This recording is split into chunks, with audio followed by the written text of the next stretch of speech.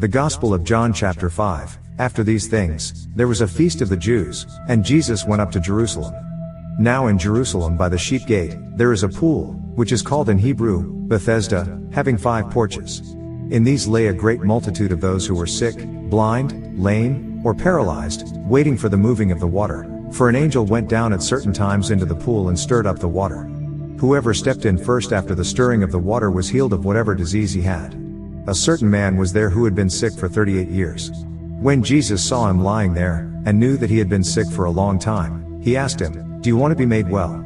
The sick man answered him, "Sir, I have no one to put me into the pool when the water is stirred up, but while I'm coming, another steps down before me." Jesus said to him, "Arise, take up your mat, and walk." Immediately, the man was made well, and took up his mat and walked. Now that day was a Sabbath. So the Jews said to him who was cured, "It is the Sabbath. It is not lawful for you to carry the mat." He answered them, "He who made me well said to me, 'Take up your mat and walk.'" Then they asked him, "Who is the man who said to you, 'Take up your mat and walk'?" But he who was healed didn't know who it was, for Jesus had withdrawn, a crowd being in the place. Afterward Jesus found him in the temple and said to him, "Behold, you are made well. Sin no more, so that nothing worse happens to you." The man went away, and told the Jews that it was Jesus who had made him well. For this cause the Jews persecuted Jesus and sought to kill him, because he did these things on the Sabbath. But Jesus answered them, "My Father is still working, so I am working, too."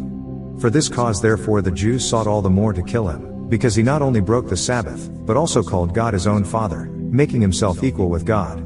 Jesus therefore answered them, "Most certainly, I tell you, the Son can do nothing of himself, but what he sees the Father doing. For whatever things he does, these the Son also does likewise. For the Father has affection for the Son, and shows him all things that he himself does. He will show him greater works than these, that you may marvel.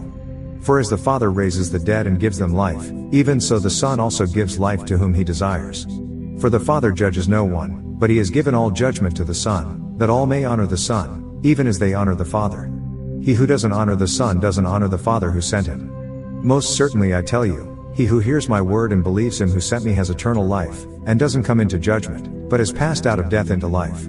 Most certainly I tell you, the hour comes, and now is, when the dead will hear the Son of God's voice, and those who hear will live. For as the Father has life in himself, even so he gave to the Son also to have life in himself. He also gave him authority to execute judgment, because he is a Son of Man. Don't marvel at this, for the hour comes in which all who are in the tombs will hear his voice and will come out, those who have done good, to the resurrection of life, and those who have done evil, to the resurrection of judgment. I can of myself do nothing. As I hear, I judge, and my judgment is righteous, because I don't seek my own will, but the will of my Father who sent me. If I testify about myself, my witness is not valid. It is another who testifies about me. I know that the testimony which he testifies about me is true. You have sent to John, and he has testified to the truth. But the testimony which I receive is not from man. However, I say these things that you may be saved. He was the burning and shining lamp, and you were willing to rejoice for a while in his light. But the testimony which I have is greater than that of John, for the works which the Father gave me to accomplish, the very works that I do, testify about me, that the Father has sent me. The Father himself, who sent me, has testified about me. You have neither heard his voice at any time, nor seen his form. You don't have his word living in you, because you don't believe him whom he sent. You search the Scriptures, because you think that in them you have eternal life, and these are they which testify about me. Yet you will not come to me, that you may have life. I don't receive glory from men. But I know you, that you don't have God's love in yourselves. I have come in my Father's name, and you don't receive me. If another comes in his own name, you will receive him. How can you believe, who receive glory from one another, and you don't seek the glory that comes from the only God?